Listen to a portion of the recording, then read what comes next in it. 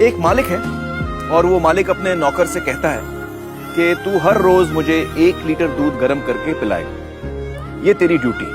तो नौकर रोज 1 लीटर दूध पिलाता था। कुछ दिन बाद नौकर जो है उस दूध में से 1.5 लीटर दूध खुद पी जाता था और बाकी दूध में पानी मिला के मालिक को पिलाता था। फिर कोई मालिक से शिकायत करता है कि साहब ये जो नौकर आपने रखा है ये दूध में गड़बड़ करता है।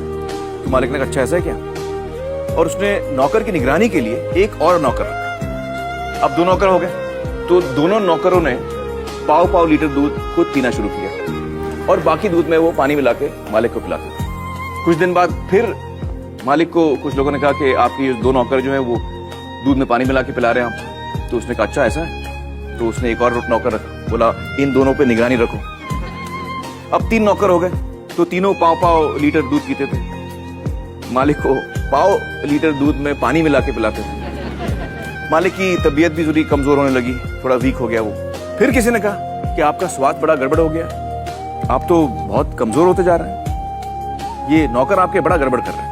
उसने बोला अच्छा ऐसा हो रहा है क्या। तो उसने एक और नौकर रखा, बोला इन तीनों पे निगरानी रखो कि ऐसा ना हो। अब जब 4 नौकर रख लिए तो दूध तो 1 ही लीटर था। थोड़े दिन ठीक मिला, फिर चारों नौकर मिल गए और दूध पीने लग गए। अब मालिक को क्या पिलाए, तो वो क्या करते थे कि जब मालिक सो जाता था तो जो दूध पे थोड़ी मलाई जमती है ना ऊपर, वो मलाई लेके मालिक की मूंछ पे लगा देते थे। सुबह मालिक उठ के कहते कि बड़ी भूख लग रही है, तुम लोगों ने रात को दूध नहीं पिलाया।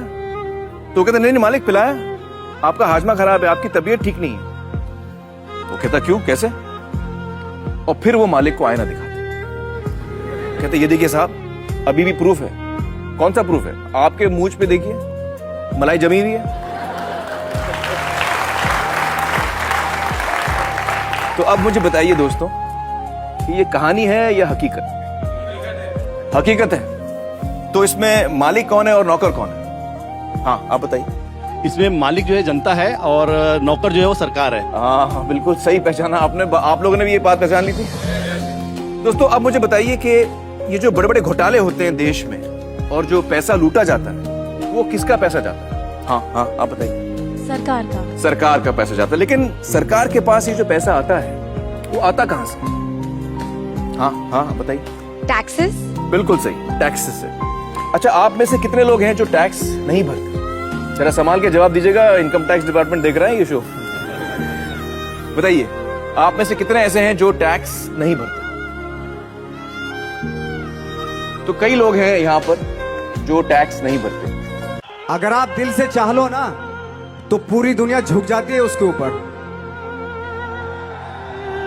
उसको पूरा करने के लिए पूरी कायनात एक हो जाती है कि इस आदमी की जिद के लिए, इस आदमी की जिद के आगे झुकना पड़ेगा, और पूरी दुनिया झुकती है आपकी जिद के आगे। लेकिन आपको जिद्दी होना पड़ता है,